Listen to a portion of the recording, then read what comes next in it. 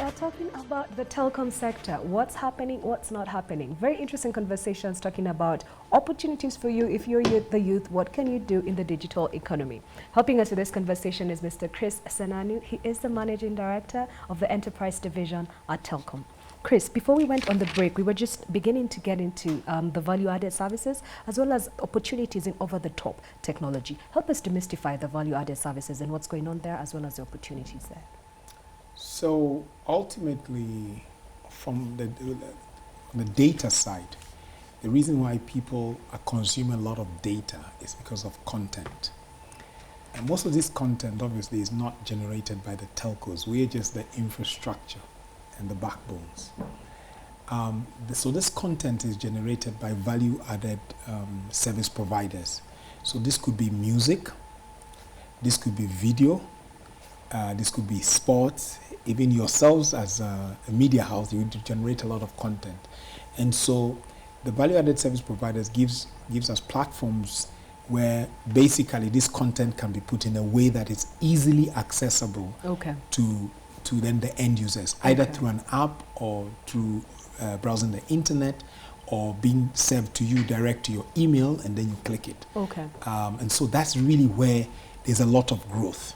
So I'm sure you realize that journalism or the whole media these days, there's people who sit at home, they generate the content, they upload it, and you pay them for specific content. That's very true. Yeah. So micro-influencers. Exactly. But I can see how you can monetize and commercialize it from your perspective at a corporate level, because people then are coming to buy and tap into the infrastructure and your excess capacity that you have. But in your own interactions, and this really doesn't talk about what Telkom does, how do the people who then consume this monetize the value-added services? So the consumer typically would be paying a fee to the telco for accessing data. On the platform, so your Googles and your other advertisers are the ones who are monetizing this content. And then so some of this money is then shared with the people who are actually providing the content. So that side of monetization doesn't happen on your side. It doesn't happen on your side. It happens transparently on the internet. Between the provider of the content and the person who gains by putting advertisement there and then pay them back. Interesting. Yeah. Certainly huge threats to traditional media houses for sure. Huge threat to traditional media houses, but also better quality information to the end user. That's true. In the past, we'd have to wait for 9 o'clock news to know what happened. Exactly. These days, by the time 9 o'clock news, like you don't even half of it is already on your phone through somebody who was was present real time, and then can be curated as part of a bigger story, because of course media houses have a lot of value to add in terms of the analysis the pullback. Is 3 years ago something like this happened, but this was the reaction, and also obviously to ensure that they then put together the pressure that makes us change the things we need to for the society. That's true. And what about over-the-top technology? What's happening there? Well, OTT, I'm sure you definitely aware that Kenya is a leading country when it comes to creation of innovative and value creation apps. And so we've been at the forefront of creating quite a number of apps which are being used, Africa-wide and global-wide. Obviously, a lot of this has been sped because of our mobile money environment, which has been very robust. It can still be more robust, but it's there.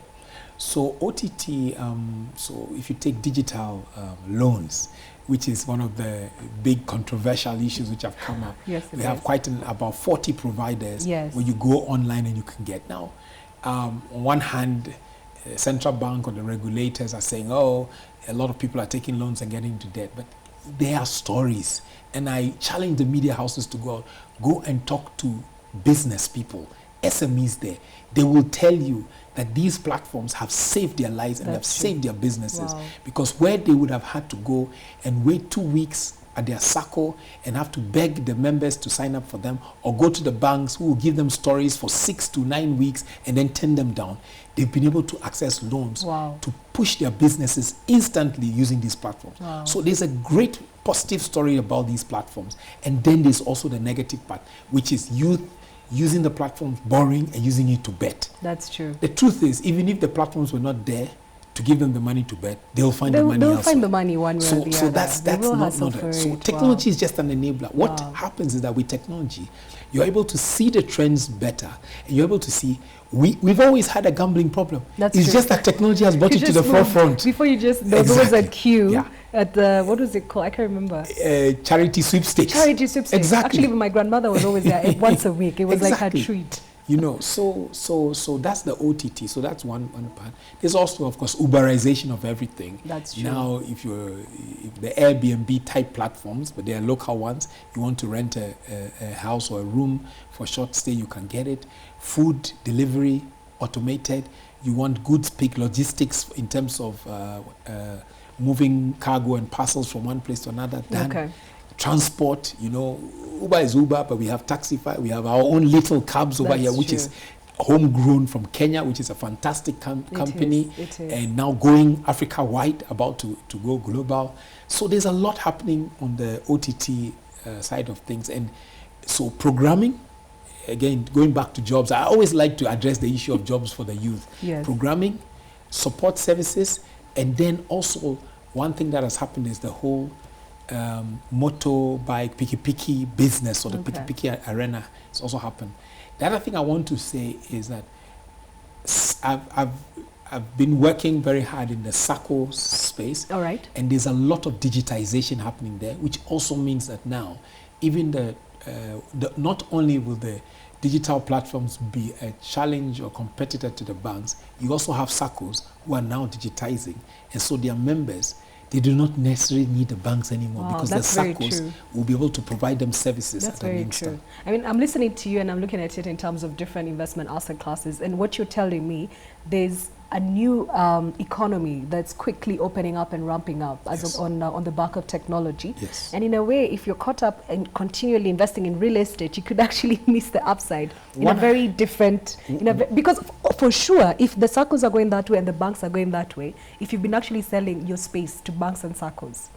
Yes, so the need for branch, if you see KCB's results that came out, yes, I think it was a 140% jump in 78% of their loan book is on actually, I think they said 96% of their transactions are outside of the branch. 100%, yes. The only thing that happens in the branch, like relationship management, do you need a new product? So that was fascinating. Exactly. That was fascinating, because that just tells it's just a matter of time before that expense line, which is called rent, yes, just disappears from the books. It is shrinking very fast. That is true. Yeah. And so yes, financial services or banks, insurance, SACCOs have gained a lot from technology in the digital space, but it's soon moving into health. Okay. It's also moving into education. Okay. It's moved into transport. Okay. And hopefully very soon it will move into politics. Wow, I can't wait. when we can start engaging, yes, digitally, engaging and getting better accountability from our governors and our MPs and our MCAs, then we'll know that because of transparency, accountability, and digitization, we're moving forward. That's true. I mean, I can see all these opportunities, and there's just a lot happening, and I can see how big, how large institutions like yourself can be able to tap into this opportunity, and how individuals can actually use it to enhance their earning power with regards to higher productivity and higher fees paid for the productivity. Because if I wanted, I could easily be a person who works 24 hours in Nairobi. Yes. I could have my house and it's an Airbnb. I could be on Uber all the time. I could be a programmer, and I'm not stationed in one particular space. 100%. But then I'm on the investment side. So I'm always wondering, how do you tap into these opportunities? Because today, when you look at technology on the NSE, the only opportunity there is Safaricom. Apart from Safaricom, which has done very well, it's 50% of the market capitalization today. It's been trading up about 29.45 shillings. That's the last trade that we saw. How else do people then tap into these investment opportunities? I think that's a very good question. And I think we need to take 3 steps back. First of all, the NSE should not have allowed the access to delist, because then at least because Access was the original technology stock. Was. But the other thing is that I believe the NSE and the GEMs need to do more to curate businesses within technology to bring them to the bourse. Okay. We need to have 10, 15 companies within the technology sector of the bourse. because the ecosystem is there. It's just that a lot of companies are worried about going public. Okay. And actually, there's a lot of positivity when you go public. And so I want to encourage NSC to do a better job at getting companies to go public. Okay, but just on that note, like, what's the greatest challenge in that space? Because I know you're a practitioner there. When you're saying curate, what's the greatest challenge? Is it they don't know how to bring their numbers together? They don't know how to speak to investors? Because they certainly understand the businesses and they are generating revenue. When you talk to business owners about going public, their first worry is loss of control. Okay. And the second is the fact that the regulatory, the filing of all these regulatory things, they think it's a lot of headache and it will take them away from. Wow.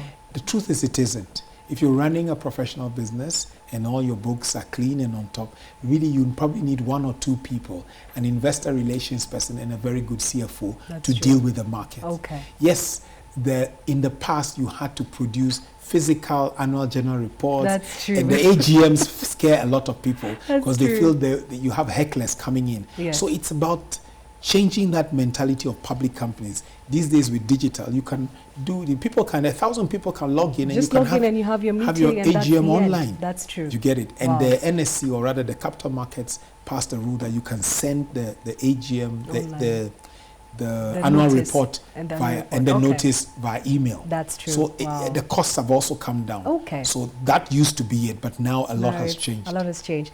Our time is limited, but before we end, I wanted to get a sense of what are the trends now when we're looking at the telecom space, especially when it comes to broadband and internet. Where's the future growth coming from in this sector? There's a lot of nascent growth. First is data. Use of data is doubling almost every 9 months. It used to be 18 months 5 years ago, but now it's the globally or just in Kenya? I'm talking about Kenya statistics. Okay.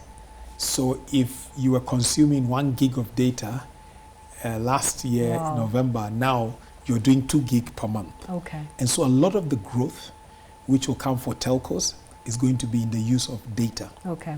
Voice revenues are flat and coming down. All right. The second is, because of this use of data, people need to store. So cloud storage. Okay, a lot of it is going to the iCloud and Amazon and the rest, but very soon there's going to be more people using local data centers and local storage. Okay. So storage.